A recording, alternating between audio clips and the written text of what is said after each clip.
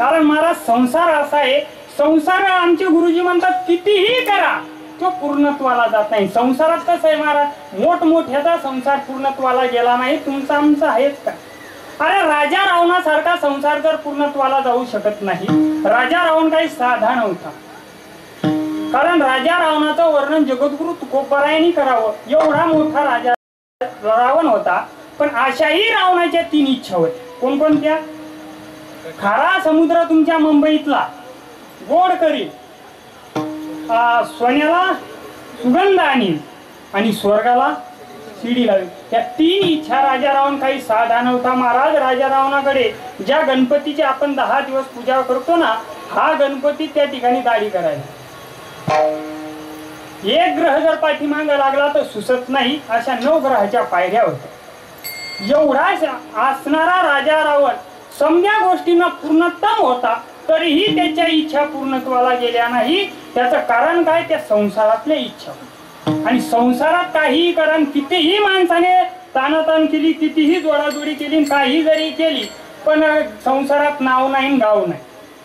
तुम्ही काय ब्रह्मचारी नाही, तुम्हाला त्यातला चांगला गोड आहे. माणसाने कितीही सुंदर काम करू द्या, कितीही साऱ्या जगाने नाव घेईल, पण बायको कौतुक करणार.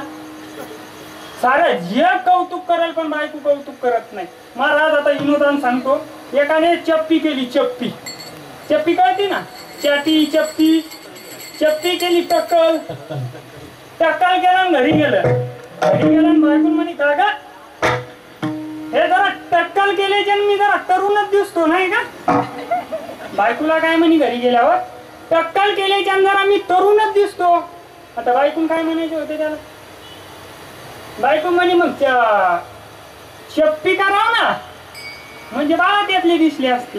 म्हणजे मला काय सांगायचं, बायकोला कौतुक नाही. संसारात कोणतीही गोष्ट करा ती पूर्णत्वाला जात नाही. मग महाराज तुम्ही म्हणता संसारातली कोणतीही गोष्ट पूर्णत्वाला जात नाही, तर तुम्हीही संसार केला ना. कारण जगद्गुरु तुकोबारायला 2 बायका. आता एक भेट ना, हा वडे तुमच्या मुंबईतलं काय आहे मला मिळत नाही, पण आमच्या गावातले 35 हिंडायले. खूप अवघड झालंय महाराज. कसं झालंय पुन्हा गुरुजी सांगूच का, शंभडी पण म्हणती नोकरीवाला पाहिजे. दरवाजात बसती, नेकडं काढती, खिडकीला पुसती, तरी म्हणती नोकरीवाला पाहिजे. अरे 4-5 वर्षात जागाच निघल्या नाही, नोकरीवाला आणती कुठून. महाराजा गिराजाला दे मोकळी होय. टाइम लावू नको. कारण कसं आहे गुरुजी सांगू का, हे लोकगण चांगलं पाहिले, पण शेवटी तिचं नशीब आहे. नशिबाच्या पुढे जाता येत नाही. कारण राजा कोण, जनक राजाने जगाच्या मालकाला मुलगी दिली. कोण आलं तुमच्या इथं? जरा मालगाया जगाच्या मालकाला मुलगी दिली, पण महाराज तिचं नशीब असं, दुसऱ्या दिवशी रामप्रभूला गादीवर बसायचं तर वनवासाला जावं लागलं. हे नशीब आहे, नशिबाच्या पुढे जाता येत नाही. मग महाराज तुम्हीही संसार केला, तुमच्या संसारातला अनुभव सांगा. महाराज म्हणले माझा संसार केला, पण मी संसार कसा केला, आलिप्त कमळ जळी जायची. संसारात राहिलो, पण संसारातली कोणत्याही आसक्ती माझ्या अंगाला लागू दिली नाही. मग महाराज तुम्ही सुखाचा पत्ता सांगायले, मग तुम्हाला नेमकं सुख वाटलं कुठं, तुमच्या जीवाला सुख वाटलं कुठं? तर महाराज म्हणजे ते माझ्या जीवाचं जे सुख आहे ते अभंगाच्या पहिल्या चरणात.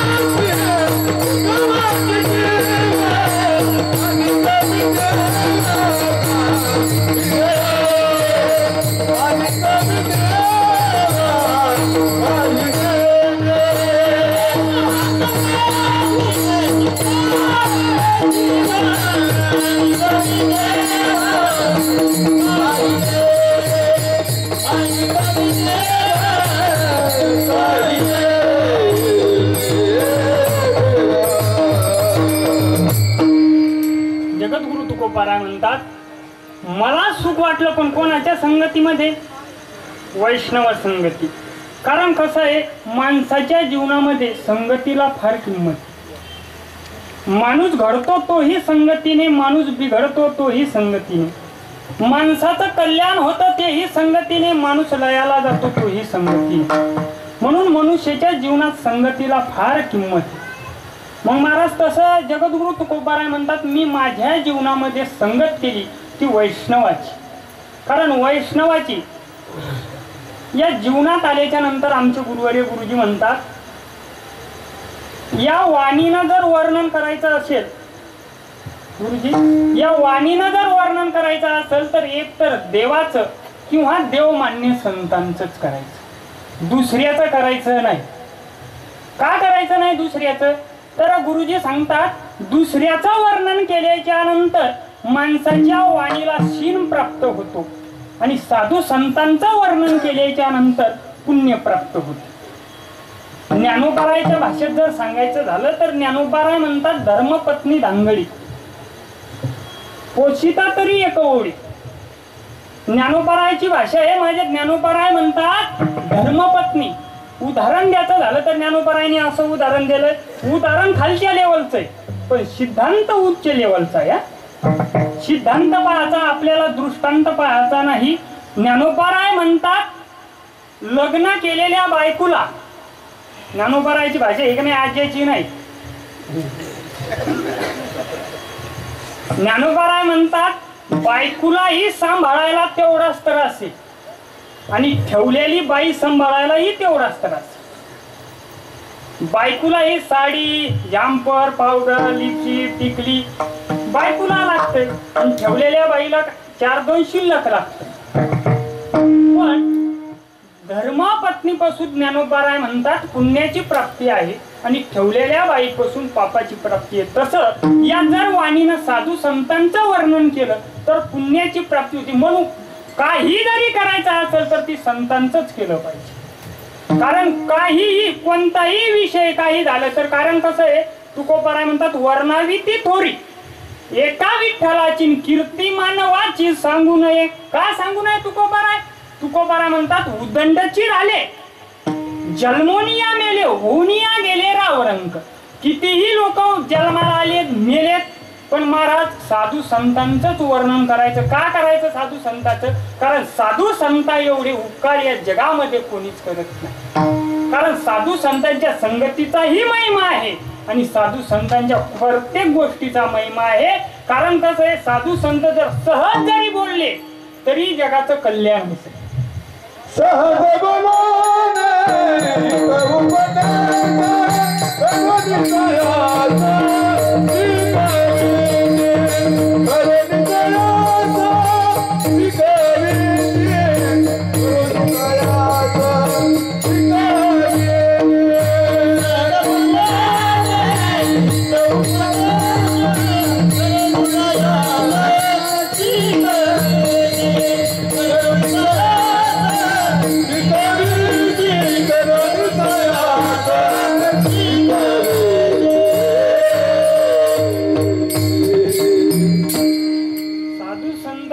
सहज जरी बोलले ना माय बाप तर जे आपलं कल्याण होतंय. आणि तुम्ही आम्ही जर सहज बोललो तर लोकांची भांडणं होत. हे तुमच्या आमच्यात आणि साधू संतात हा फरक. आमच्या गावात परवा एका शामरावच्या पोरीला पाहुणे आले. पाहुणे आले, पाहुण्यान मुलगी बघितली घराकडे चालले. पण महाराज त्या इकडं जसं एखादा चौक असतोय तसं आमच्या इकडं मढी चांडाळ असा जो वटा असतो त्या वट्यावर बसलेले 4 चौघ होते. 4 चौघ म्हणे तर कुणी कळ? ते म्हणे काय नाही, शामरावची पोरगी पाहायला आलतो. ती म्हणे कोणती? ती फिट येत आहे. ती फिट येत आहे म्हणजे रे म्हणे सोयरीकच नको, तिकडे सोडून दिलेला पुरला पण फिटाची पोरगी नको. त्यानं फोन लावला, फोन लावून सांगितलं बाबा तुमची पोरगी आम्हाला पसंत नाही. ते म्हणे काय झालं, का पसंत नाही आमची पोरगी? तुम्ही तर म्हणले आहे सुंदर आहे. नाही म्हणे बा त्या अमुकजीनं सांगितलं तुमच्या पोरीला फिट येते. आता हे असं सांगितल्यावर त्या पोरीच्या बापाला लय बरं वाटलं असेल का? महाराज त्या पोरीच्या बापाचे भाऊ ते 4-5 काड्या आणि 3 गुरुजी आपल्या इकडचा थाट माट वेगळाच असतो. तो लगेच त्याच्या घरावर त्याच्या घरावर गेले त्याला म्हणे ए बाय तू म्हणे अरे झालं काय काहीच नाही म्हणे तू काय सांगितलं म्हणे पाहुण्याला तो मी पोरीला फी देते ती गावाकडची भाषा ही फी देते मी पोरीला अरे ते म्हणे सहज म्हणलो ना अरे पण तू सोयरीक मोलटी ना तू पण सहज म्हणला पण सोयरीक हे तुमच्या आमच्या बोलण्यातील साधू संत जर सहज बोलले तर कसा उद्धार होतो ते पाहू विठ्ठल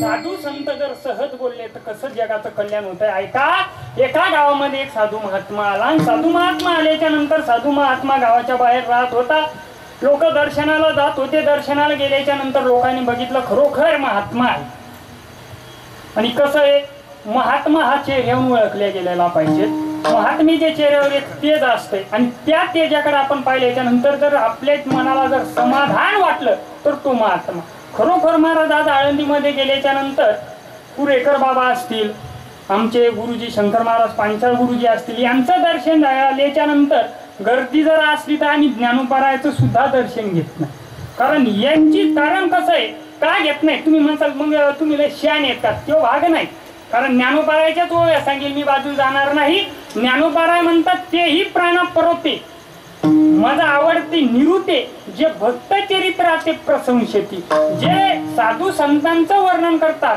ते देवाला आपल्या प्राणापेक्षाही जास्त आवडतात आपला विषय चालला होता साधू महात्मा आला साधू महात्मा आल्याच्या नंतर सारं गाव तुमचं सारं शहर खार घर दर्शनाला चाललं दर्शनाला चालल्याच्या नंतर राजाला बातमी दिली राजेसाहेब आपल्या गावामध्ये एक साधू महात्मा आला खरोखर महात्म्याचेच लक्षणं आहेत तुम्ही त्यांच्या दर्शनाला चालावं असं आम्हाला वाटतं आता राजानं सांगितलं समधीच प्रजा जर दर्शनाला जात असेल तर आपल्यालाही दर्शनाला गेलं पाहिजे म्हणून राजा साधूच्या दर्शनाला गेला पण खरोखर जो निष्ठावंत साधू असतोय ना त्याला एखादा मोठा आला काय आणि गरीब आला काय त्याला काही घेणे देणे नसते आणि जो भामटा असतो का भामटा ते कपड्यामध्ये हा यायची बसायची व्यवस्था करा त्याचा मोठार फोल्ड पाहिजे मला काय म्हणायचं साधू त्याच्याकडे बघतही नव्हते राजानं साधूचं दर्शन घेतलं आणि काहीतरी साधूंनी आपल्याला बोध करावा म्हणून राजा त्या साधूच्या पायथ्याजवळ